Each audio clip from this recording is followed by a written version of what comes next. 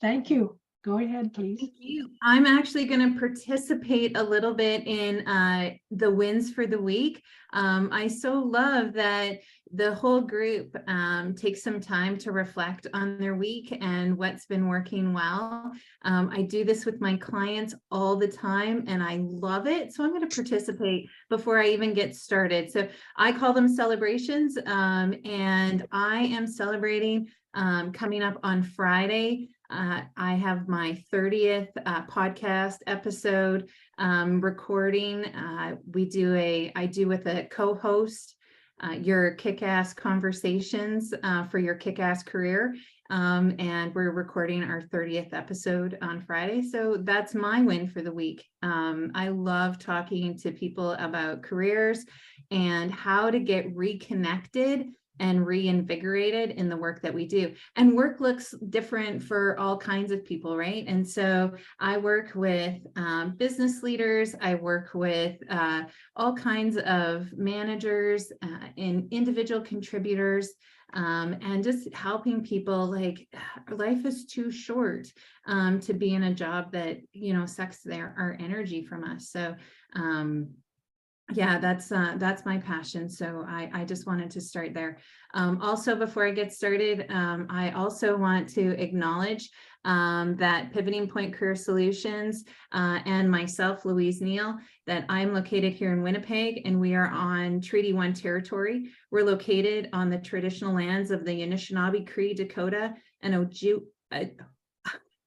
Oji-Cree nations. And I also want to recognize that this is the birthplace of the Métis nations and the heart of the Métis homeland. So thank you so much. Please, at any time, I would love for you to interrupt me, talk with me, interact with me. Engagement in the work that we do is my passion, and engagement in the talks that I give is also really appreciated. I have no slides. I will just say that right now. I don't have a PowerPoint. I have some things that I would love to talk about around discovering your superpowers. And that's really about how you step into your gifts, your strengths, your talents, and how you let that shine. So I would love to see in the comments, or take yourself off mute if you're feeling brave, just to hear a little bit about, we started with celebrations today. I'd love to hear about challenges. So what's the obstacle, or what's the challenge that's getting in your way? Personally, professionally, in your business, in your volunteer efforts, whatever that looks like for you. I'd love to hear about challenges, and what's well, I hear like some folks are unstoppable in their business, but what's coming up for you? Does anybody care to share?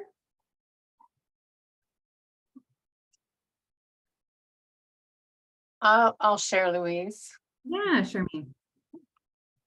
Just one of the things is the perception of lack of support in the home setting is my biggest challenge. Can you tell me a little bit more?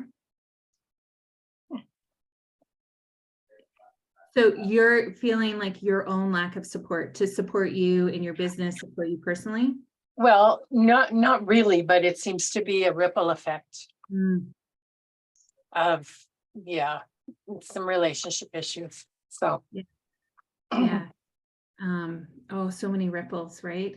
Oh, yeah. Can you see me rocking?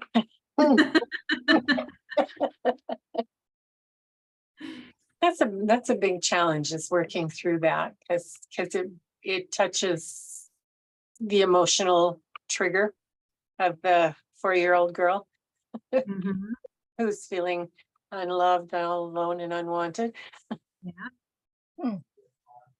Yeah, that often bubbles to the surface, right? When we're in a space where we're not either super comfortable or we're not being supported in the right way. Like these just like bubble to the surface. Or at all. Yeah. Yeah. Thank you for sharing. Is there anyone else that wants to share? Yeah, Nancy. Hi, I'm an illustrator by trade. I draw pictures for a living, or I do pictures for a living. And I learned a lot because I was mentored by a very special artist who was also my boss. I'm finding more and more after all these years that that's where I shine. Design and my creativity and my together. Really enjoy creating events and projects. And I keep doing it. The thought is all this stuff that I learned way back when I was 19 years old and working for Sears and designing their ads and doing their artwork. That's all coming back to me in the last, maybe 5 years or so, that I'm like, wow, I'm pretty good at this, where I never had the confidence before, but I've been doing it for years, but I never really recognized within myself that I did a good job. I was always very critical of my own work. And I've gotten a little past that now, because now I'm really enjoying it. And like I say, I'm doing this cookbook, and boy, it's a lot of work. And I've had to learn some things, but I'm also still drawing back on my skills that I learned way back when I was a teenager, right out of high school. And I'm not so critical. I'm a perfectionist, which probably means I take 3 times as long as anybody else to do something like that. But because I keep going back and redoing it so it looks just a little bit better, just a little bit. I've got, I don't know, maybe 50, 60 pages of recipes, and I keep going back and, oh, that's the wrong green. I've got to go back and redo all the, that kind of thing.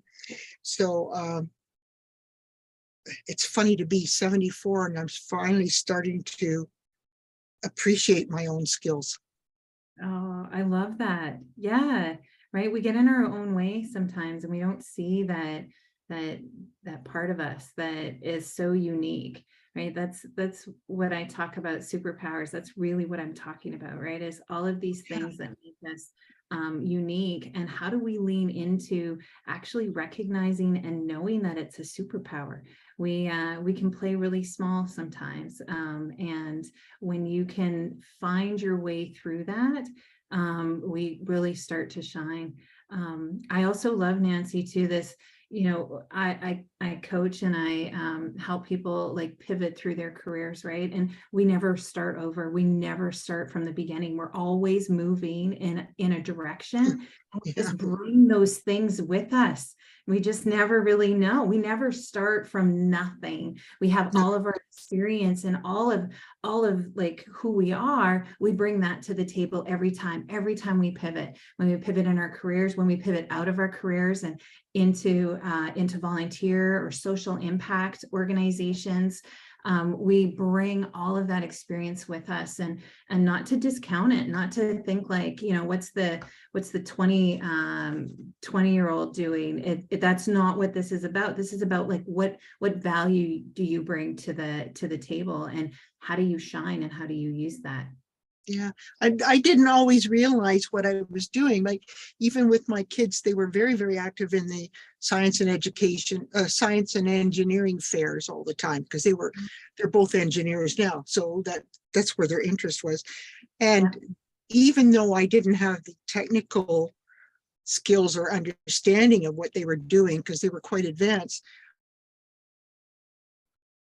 I was their projects, how to design the project boards, how to use colors, how to use icons that made sense, how to do point form instead of going into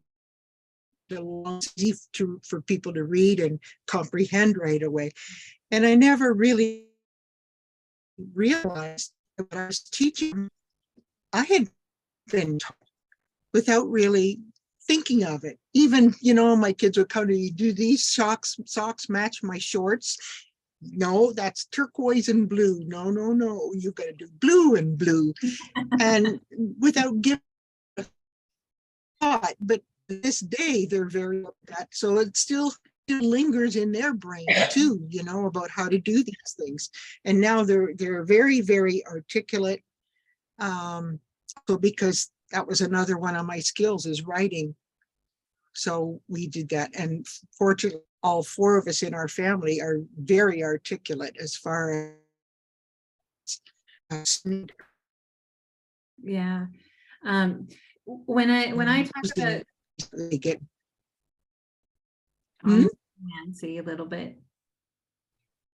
So yeah, you know, our superpowers, like who we are and how we shine. I see it a little bit differently. It's not just our strengths, right? It's not just our abilities, but it's really skills, because strengths and skills are different. But then it's also our values, what we hold to be really important to us, that influences how we show up in the world. It influences how we use them, where we use our skills and our strengths.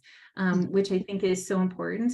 But then it's also a little bit about like how we're wired. Like we're all wired just a little bit differently. And we all, you know, find our own little passions, but we all also step out into a crowd a little bit differently. And we step out into our relationships a little bit differently. And so it's kind of these four things that I like to think of, like this combination as our superpowers. And when we can understand our superpowers, and when we can understand and put a little bit of language to that, then we really do get to shine, right? Just like when Nancy, what you were saying around, like, you know, these things, these skills and these strengths that you had from I'm going to say back in the day, but you know, not from yesterday. You really pulled them forward. But like those are the things that that are all a part of us. And then how do we get to kind of like package it in our own unique way?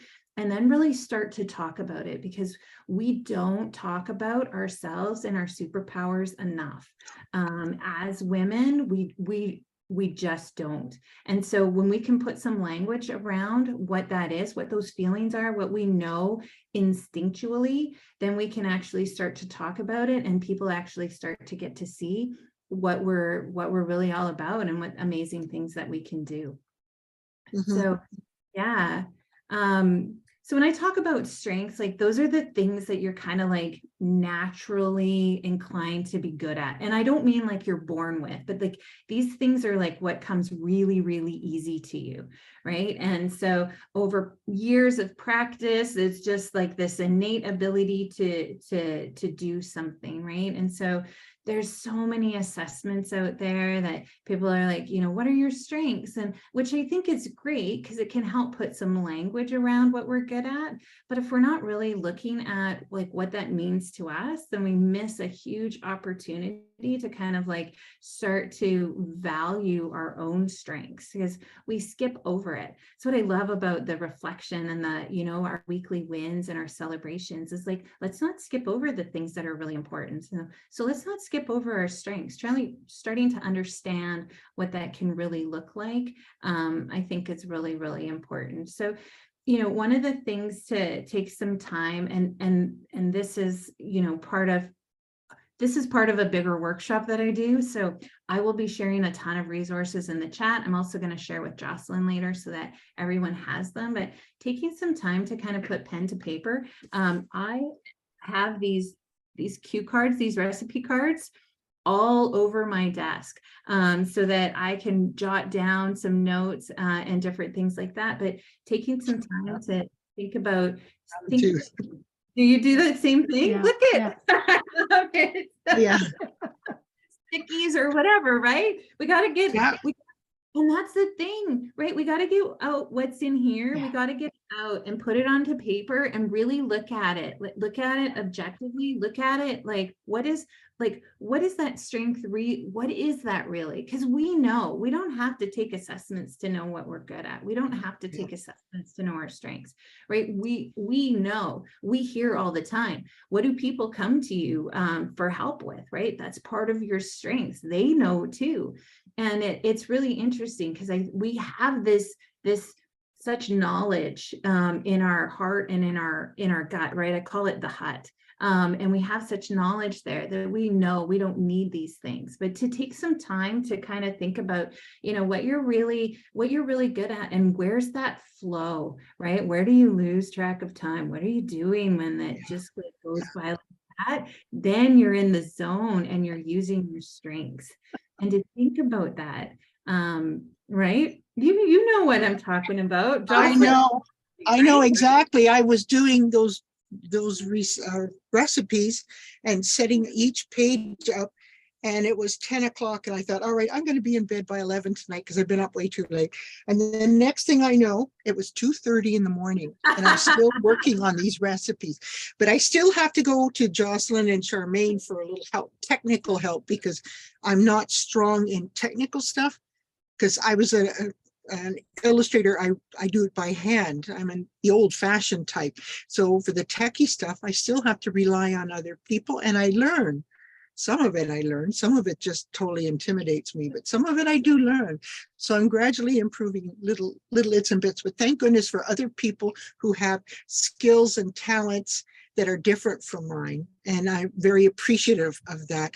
And while you're saying that as well, I wanted to say that I created a with a friend, and the topic is, and we've had 3 of them now. We're going to have another one in February. Maybe you would like to be a panelist in it.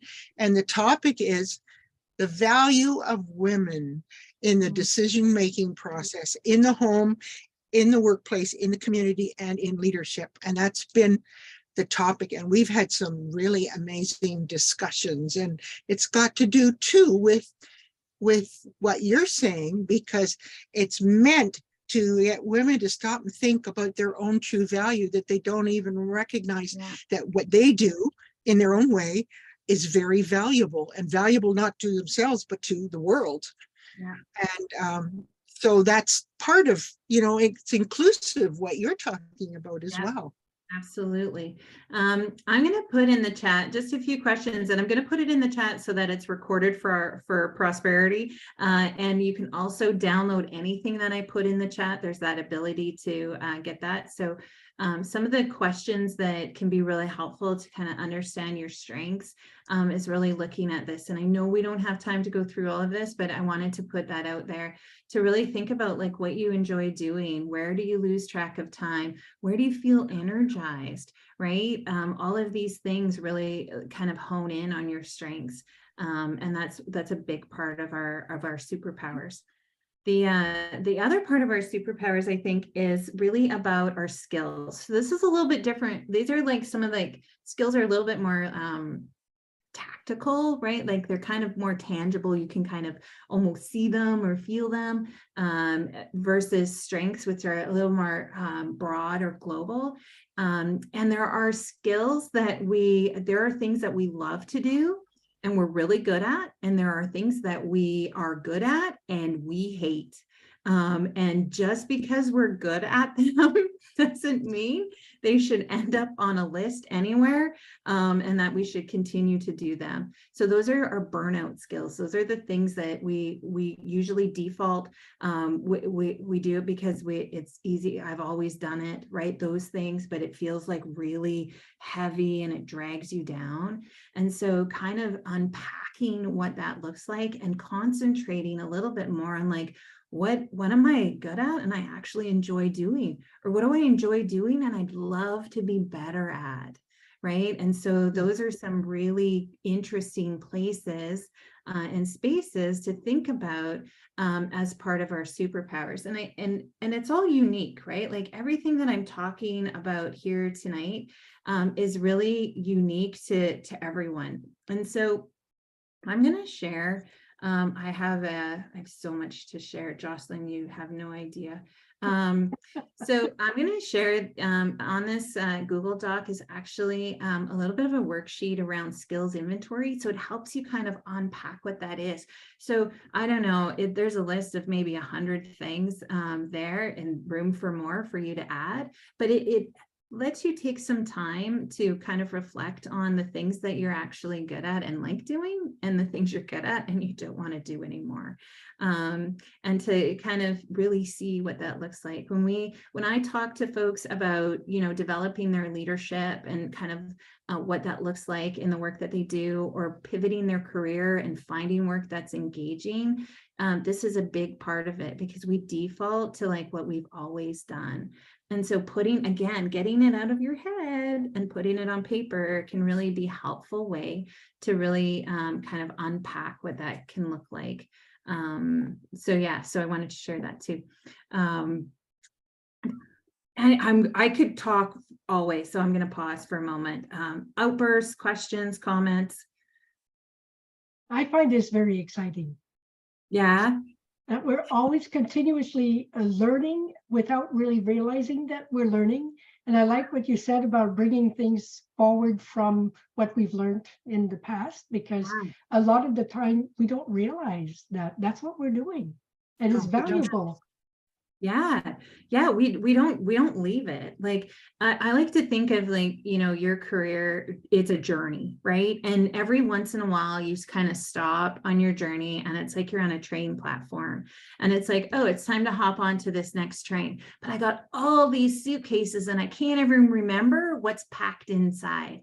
So I'm going to just take a moment and I'm going to look through it. And I kind of have I kind of know where the train's going. I know if it's going to go to like Churchill, Manitoba, or we're heading off to, Acapulco. I kind of have an idea of what I might need in my suitcase, but there's all of these things. And sometimes when we go through our suitcases and we look, we go, oh, look at, that's my favorite shirt. I can't believe I still have that, right? Like, and we really start to go like, well, maybe I need to bring that forward. Maybe I need to wear that a little bit more or a little bit differently. And so we get to have these opportunities in our lives to kind of unpack what that is. Then we get to repack it. And we get to take our suitcases and we get to jump on that train to take us where we want to go.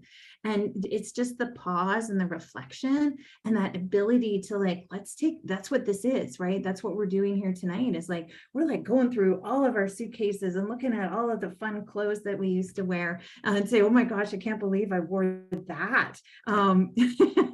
But that's what this is, right? It's meant to be fun. Our careers, like, we put so much of who we are into our careers and the roles that we play. And it's very, very important. Don't get me wrong. We spend over 90,000 hours of our lives at the work that we do, which is crazy if you ask me.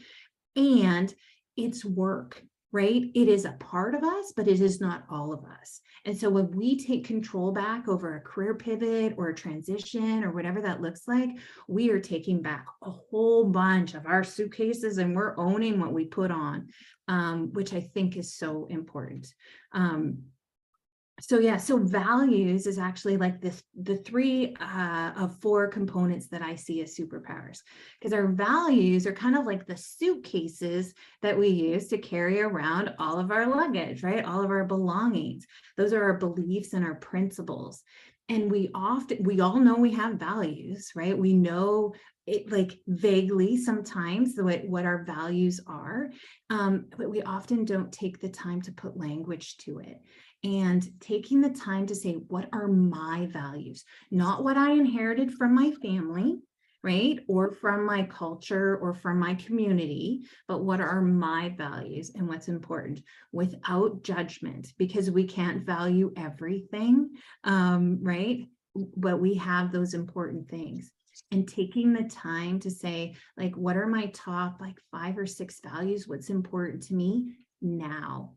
Because our values change throughout our lives. What was important to us at 20 is different than what's important to us now. We have this whole other suitcases that we're carrying around, right? We have this whole other experiences, and taking some time to figure out like what we really value is really such a guiding.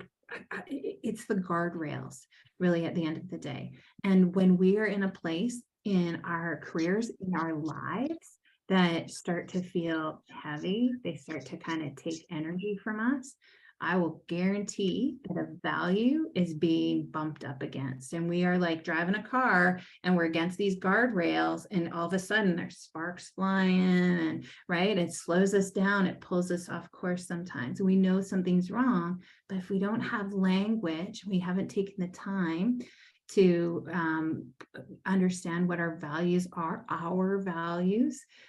then we just can get pulled off course. And then all of a sudden we're someplace that we didn't really want to be, or we didn't mean to be there, which is a lot of what happens to us. We go on autopilot, right?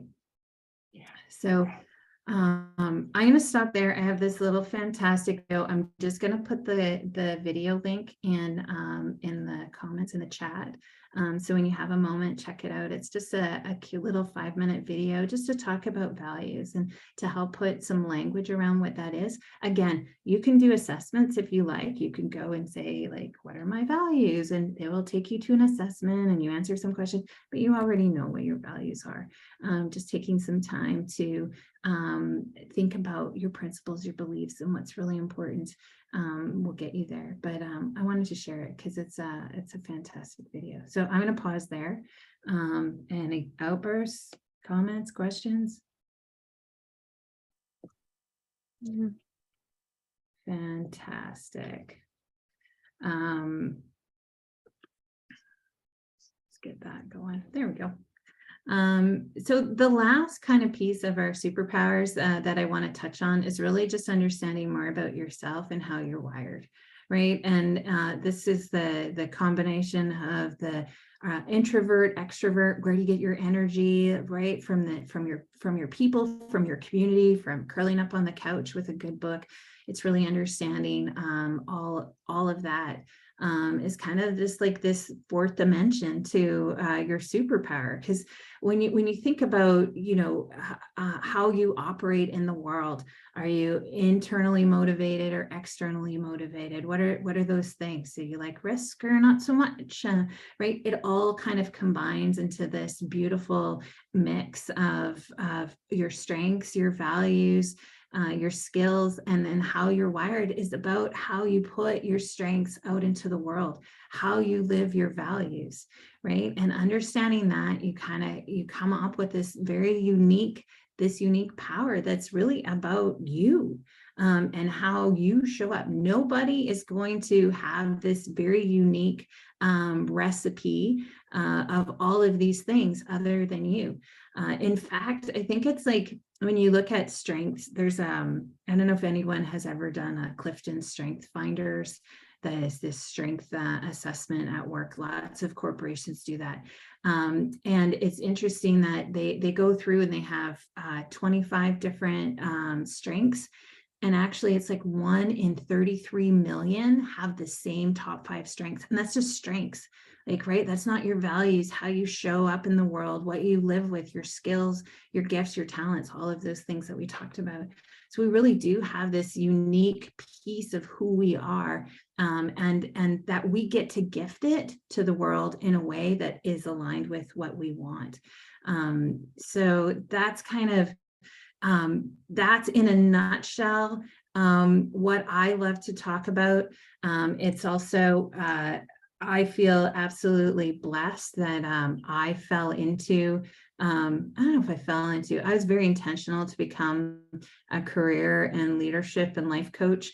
Probably the first time in my life that I actually was intentional about my career. I didn't let something happen to me. I actually stopped and said, hey, well, I did all of these things. I said, what are my strengths? What do I love to do? What are the skills I have? What are my values? And what are the gifts that I get to give to the world? And where do I get to make an impact? I think with Charmaine, you talked about ripples, right? And when we actually get centered and we're the drop in the bucket and we can start to see the ripples go out, like, it's absolutely amazing the impact that we can make. Not just in our lives, because like we feel so much better when we're living our superpowers, but like then that just like radiates out from us, and it starts to change people in our lives, and they start to change people in their lives. It's like that old Vita, that shampoo commercial. Do you remember, like, if you tell 2 people and then they tell 2 people, right? It just exponentially magnifies out into the world. So yeah, so that's me. And I know we're going to wrap up real soon. I have one last little handout I'm going to put in the comments.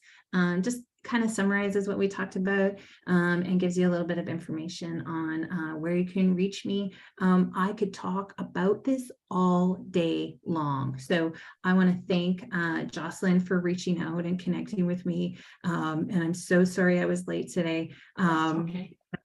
think we pulled it off. I think we just pulled it all together. So I'm going to stop now and just give you some time for Q&A if you have anything more to say. Wow. Well, I enjoyed it very much. Thank you. Yes. Fantastic. Any questions or comments? I just wanted to say that in line with using your skills and talents that you had started a long time ago, was that I find that I started coming into myself as I was much older, that all these years I had been lack of confidence. Even though I knew I was good at certain things, I didn't have that, like, I can do it. I'd always say, well, I'm going to try this. But it's like the last few years, and it's too bad I didn't have it years ago, but now I'm kind of coming into myself and believing myself, which is, yeah, I'm thinking, I wish I'd had that years ago. What do you think stopped you, like, from having what you have now years ago? What's the roadblock that kept you from that? Well, a lot of it was my upbringing in that, to be modest and not to have pride. You know, be a good girl, be quiet, sit in the corner, keep your mouth shut. And don't think of yourself as better than anyone else, which of course I never did. But I didn't have a lot of confidence. And when I said I wanted to be an artist when I grew up, I was all told you couldn't possibly make a living doing that. You can't do that. You got to be a nurse or a teacher or a secretary. That was the only choice left for me. And I wasn't allowed to go to college, art college that I wanted to go to, because I was just a girl. Yeah. And unfortunately, it was very important to my parents to have a boy, and I was the oldest of 3 girls. So a lot of that, I was very aware that I was just a girl. And I think that really reflected on my personality, because I was always, and people don't believe it, but I was very, very, very shy, very shy. So I just took it all in and kept my mouth shut. But I lucked into my job at Sears, because I started out as a gopher until my boss recognized my skills, my artwork and my writing. And then he started he believed in me and kept giving me more and more. And I just shone at that. And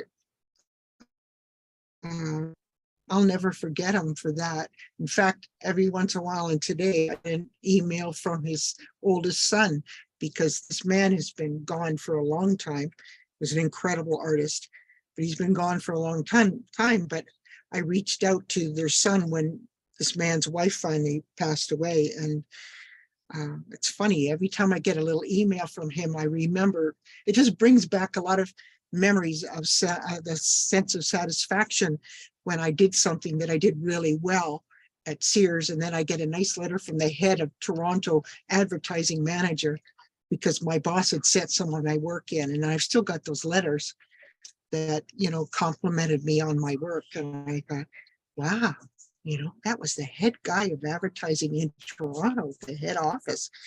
So these little intermittent emails from the son always brings those memories back and brings things more back. And it's funny how that does, because I haven't worked for Sears.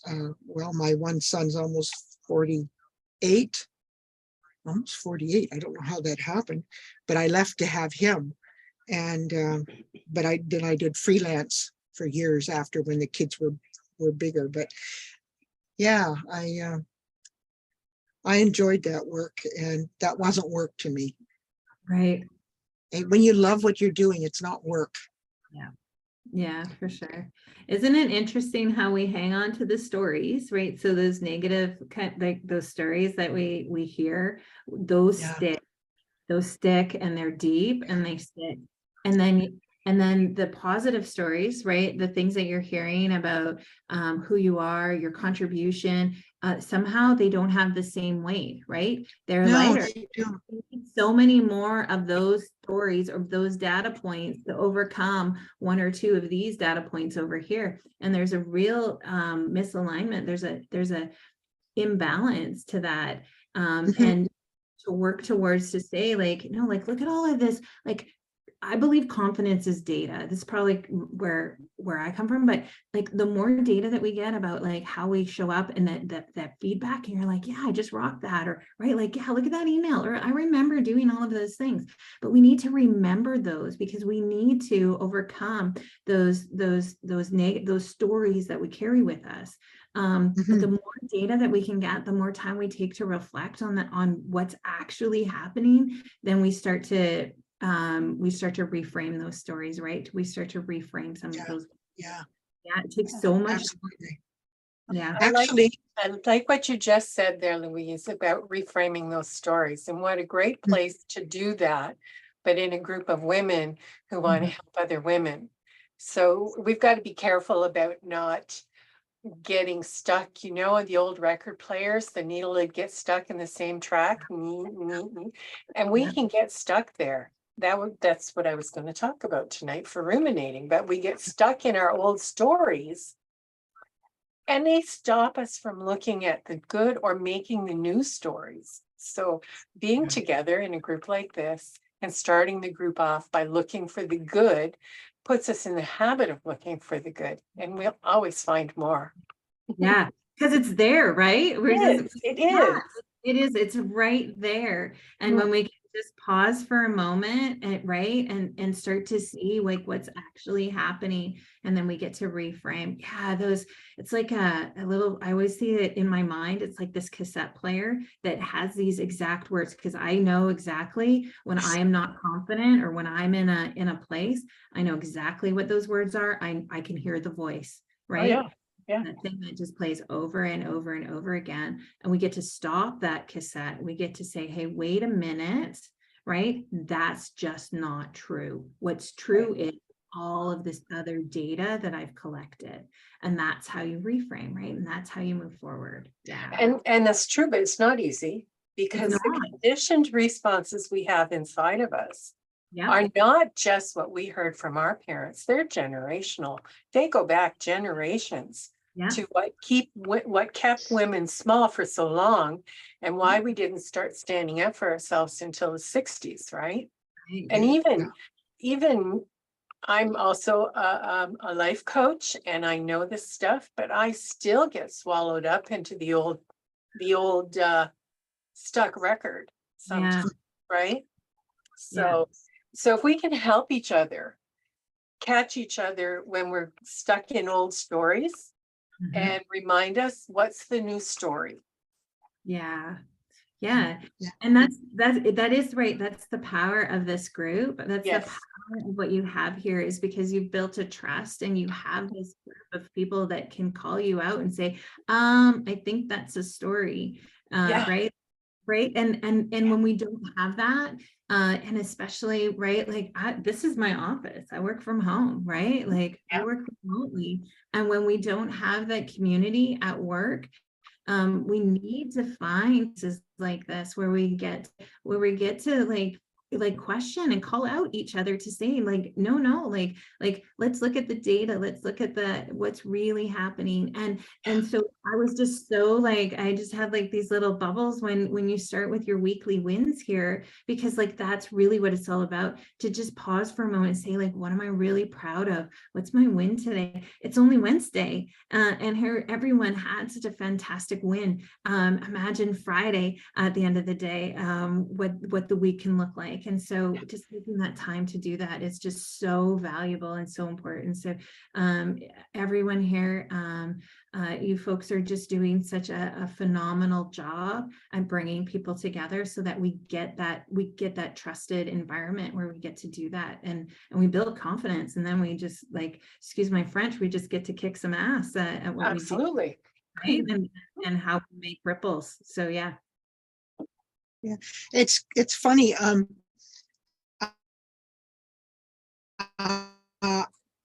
You don't know this, but I've lost a lot of weight. I've lost over 200 pounds. And I still see myself as being very big, very big. And I would mention that my younger son and I were talking. He's a big guy. And I said something about being big. And he said, Mom, you're not big anymore. And he says, and Mom, you haven't been big for a long time.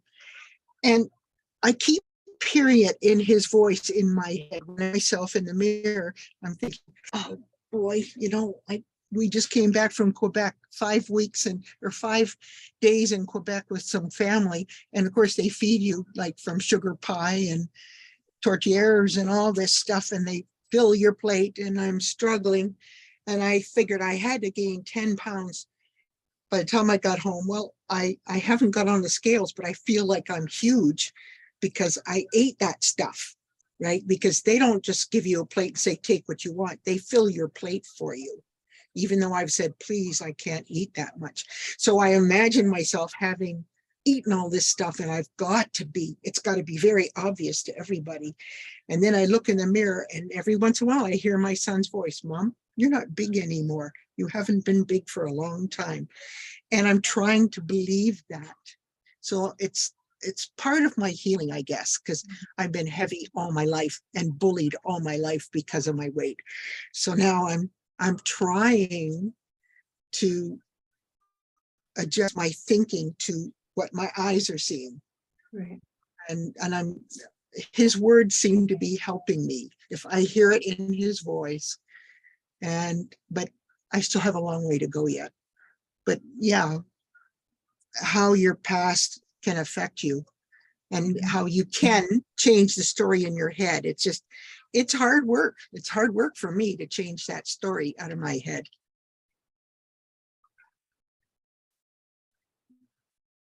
Yeah.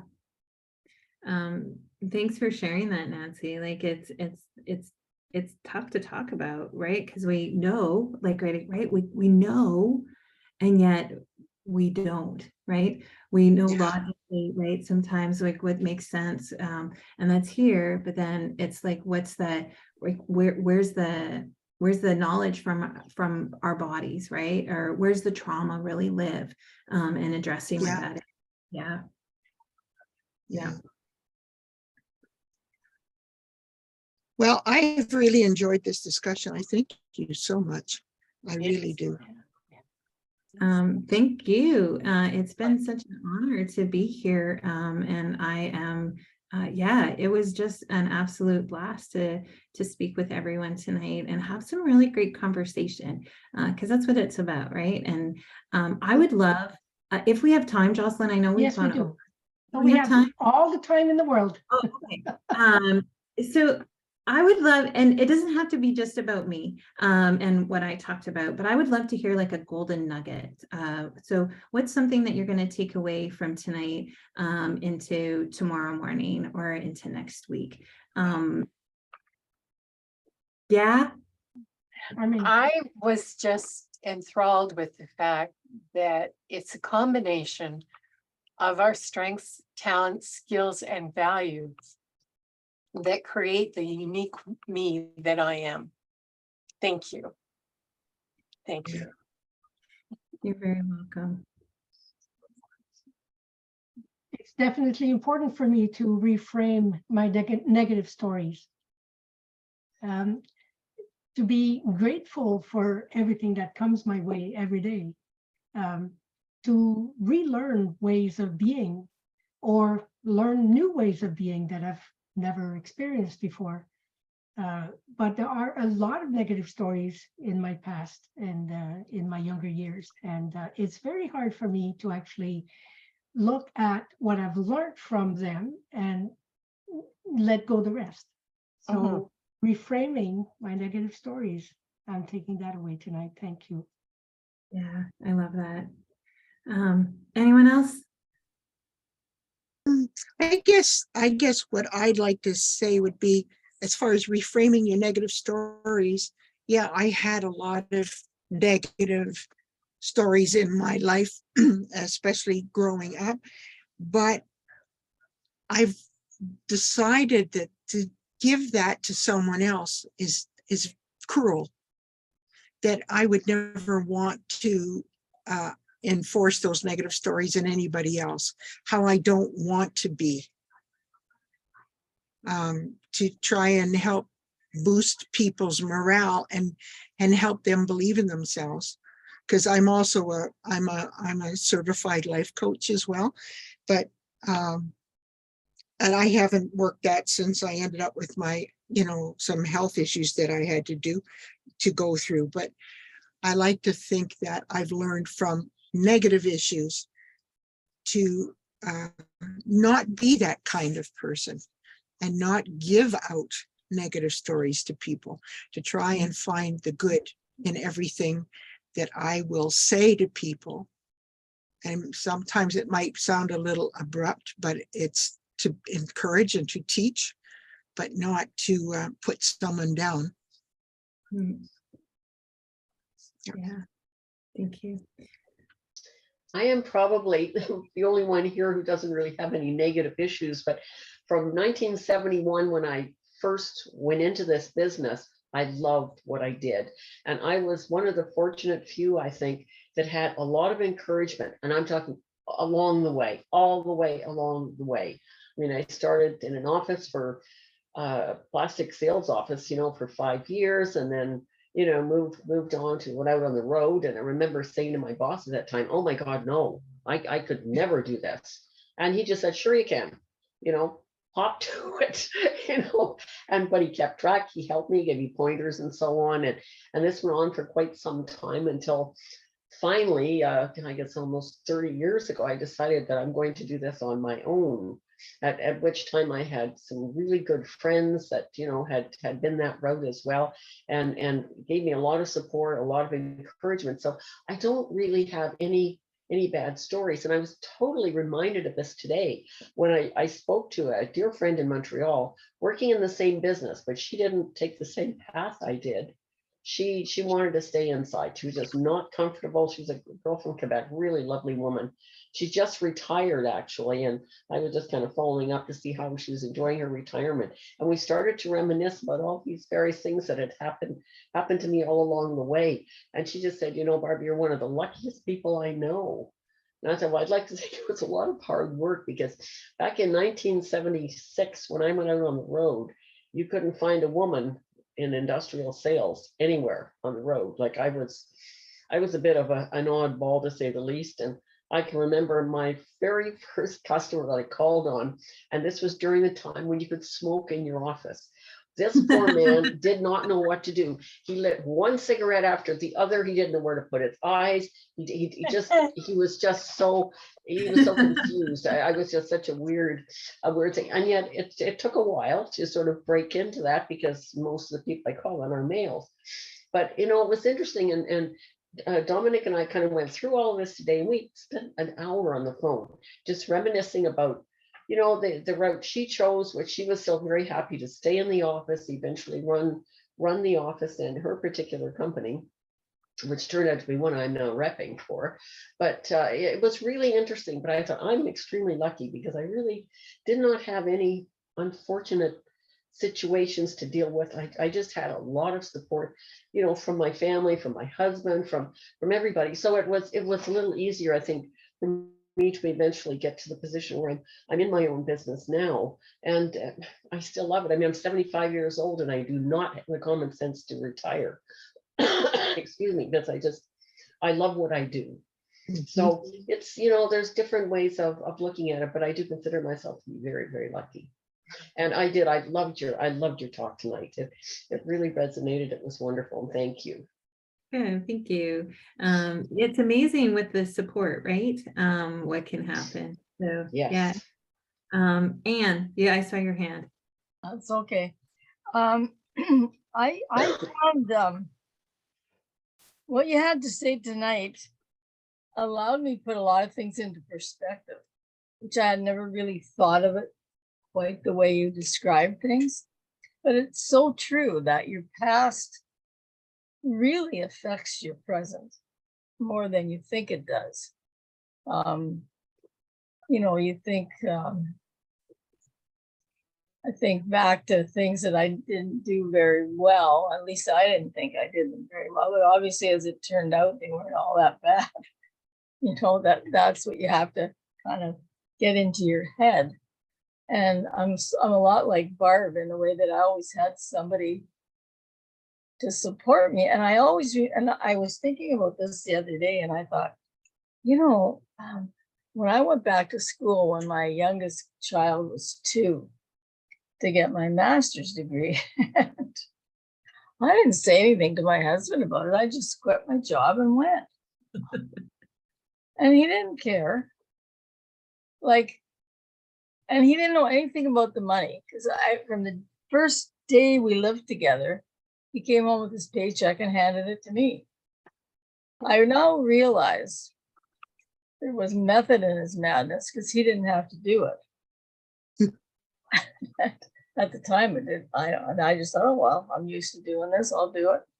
So I guess, you know, he trusted whatever I was up to and knew. And then because I had a child that I had to deal with, well, I had other children too, but this one was just 2. So we went about and started a daycare center up at the university, because we had kids that needed to be there. Brilliant. Well, I thought so. I didn't think of it at the time. It just was a necessity. And we had a couple of other people, and one of the other professors needed one too. And she was really good at writing up things for, requests for government stuff and all that. So that was how we got the money to start it. And now they have their own building. Now, we did not do that, but we did find a room in the university that said they had no space possible to do a thing like that. And it turned out there was lots of space. So I could ramble on here, but it helps to put things into perspective. And I know Winnipeg well too, so there you go. We have other things we could talk about. Fantastic. Catherine, any comments, outbursts? What's your golden nugget from tonight? It's a lot to think about, that's for sure. Try to put things into perspective. I have Life great has been a little, respect for you, Catherine. I honestly do. I mean, the job you're doing, my goodness. Yeah. That's a tough one. some days tougher than others. So, I know, but you do so well. Wow. but it says I just ran for the municipal election this past term, and it says I did not get elected. So right now, I'm trying to put what did I do wrong? How Nothing. can I improve? So that was, although it wasn't a success, it was a learning experience. Mhm. So just trying to put everything now into perspective. And then dealing with, even with lines is a little bit challenging at the moment. I'm chair of one committee and we are disbanding the committee. I mean, so that's also hard on the ego, but I know it's not my fault. It's just, Well, try and think of it as what's moving on to something new, passing through what you've already done, you know? that is what I'm doing right now at the moment. So getting a lot of new ideas, and Mhm. that's also why I mentioned to Louise, I really like her hair. Life is too short. Right. Catherine, as you're talking, there's I don't know if you've heard this saying before, but there's something called fail fast forward. And so, right, as we grow and as we experiment, I like to think of everything as an experiment. Really, I'm a recovering perfectionist, and so it took me a long time to see the world as an experiment, and not a perfect, and polished place.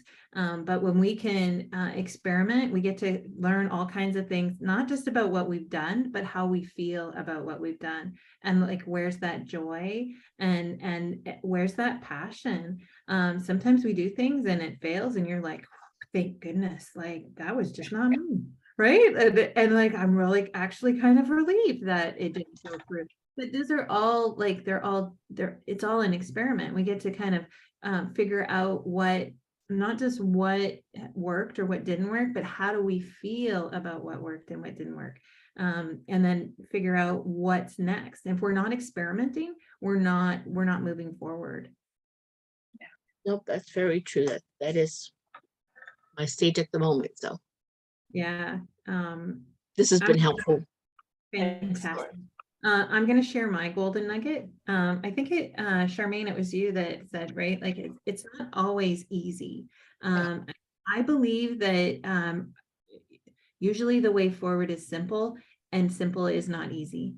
But it was just a great reminder, right? To just pause for a moment and say, like, you know, the simple way is usually the way, and it's okay that it's not easy. And I'm going to step through that, and I'm going to explore and experiment and do all of those things too. So thank you. I want to thank everyone again for such an engaging evening. What a beautiful group of folks you are. So thank you. Thank you. Well, thank you. Thank you for having Thank agreed you. to come and Thank talk you. with us, and we truly appreciate this. And we have your permission to actually put this on our channel on YouTube, and I'll be able to send you the link. So Yeah. right now, I will actually stop the recording since your talk is ended.